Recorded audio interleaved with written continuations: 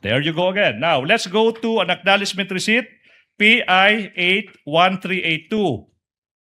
1P181382. Sinasabi dyan ng isang Antonio Pagong. Received 100,000 pesos for the payment of purchase of information. Antonio Pagong. Ito yung tanong now. Do you have personal knowledge? Sa Tagalog, nakita mo ba si Colonel Lachica na nagbigay ng 100,000 pesos in confidential funds sa isang Antonio Pagong? Yes or no? Nakita mo ba si Colonel Lachica nagbigay ng perang iyan, 100,000 pesos to Antonio Pagong? Nakita mo ba siya o hindi? Hindi ko siya nakita, Your Okay. Honor, kasi wala po ako doon sa ground. Siya po ang nag-implement, Your Honor. Good. Let's go to P181620. Timon Andrew Pusa. Timon Andrew Pusa.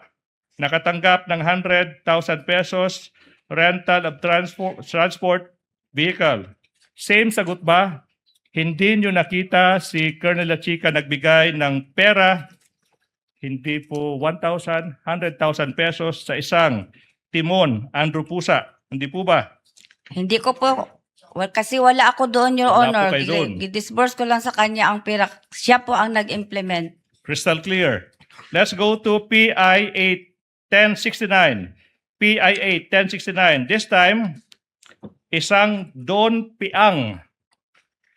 Don Piang received 250,000 pesos for the payment of rental transports. Hindi nyo rin nakita si Lachica na nagbigay ng 250,000 pesos sa isang Don Piang. Kasi wala ka doon. Di po ba? Opo, Your Honor. Yes. Let's go to P182229. Kung may andilim, not to be outdone, meron din Shane Ngit-Ngit.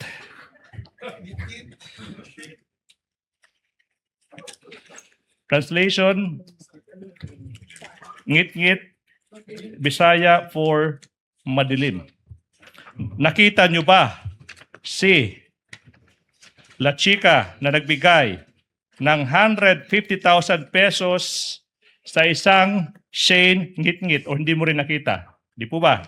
Hindi ko nakita, Your Honor, kasi wala po ako doon sa ground. Si Colonel Lachica po, na security officer, siya po ang nag-implement, Your Honor. Hindi ko nakita kasi wala ako sa ground. Good. Now, last.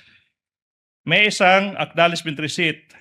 P18612. I should be careful. Binigay sa isang Xunisu Belat. Xunisu Belat. Tanong, nakita mo ba si Colonel Lachica na nagbigay ng 100,000 in confidential funds sa isang Xunisu Belat? Hindi ko po nakita, Your Honor, kasi wala po ako sa ground. Siya po ang security officer namin, Your Honor, at siya po ang nag-implement ng mga confidential operation, Yes, Your Honor. Therefore, Madam, sino po, kung meron man, ang nag-verify na totoo, sakto, legal lahat ng ginawa ni Colonel Lachica? Nag-verify po ako sa kanya, Your Honor. Tinanong ko po siya, Your Honor. Tapos yun ang sagot niya, Your Honor. Ma'am Gina, yung mga dokumento na binigay ko sa iyo, yan po ang mga resibo na magpapatunay, Your Honor, na nagamit po ang pera ng confidential fund. At saka, Ma'am Gina, wala po kayo. Those are sensitive matters, sensitive operation po, Ma'am Gina. Confidential po yun. Okay, let me continue.